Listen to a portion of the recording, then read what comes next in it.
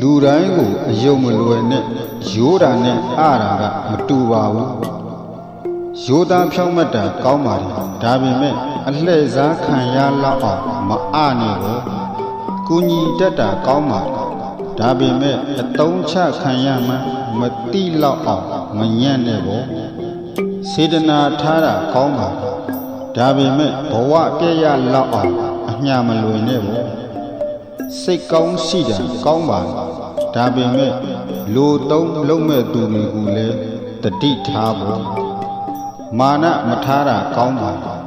ဒါပေမဲ့လူညံ့ဖြစ်မသွားအောင်လည်းစင်ကြင်ဖို့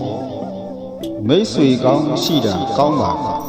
ဒါပေမဲ့ကိုယ်တိုင်လည်းစိတ်ကောင်းရှိဖို့မမေ့နဲ့ဘူးတန်တရားမထားတာကောင်းပါဒါပေမဲ့နောက်ကျောဓာမထိုးခင်အထိတတိရှိဖို့အယုံလွယ်လုံးနဲ့အထိလည်းမညံ့ပါနဲ့တင့်စေတနာတွေဘလောက်ပဲဖြူစင်နေပါစေလူပေးမှားမိတဲ့အခါတင်ကန်ဆိုးရတတ်တယ်ဒါကြောင့်တင့်စီကအကောင်းဆုံးဆိုတာတွေကိုလူတိုင်းကဘယ်တော့မှလွယ်မပေးမိပါစေနဲ့စေတနာဆိုတာလူတိုင်းအတွက်မဟုတ်မှန်းသိလိုက်ရတဲ့အချိန်မှာပြန်တွေးမိတိုင်းနောင်တရเสียအမှတ်ရเสียတွေနဲ့ကင်းဝေးနိုင်ကြပါစေ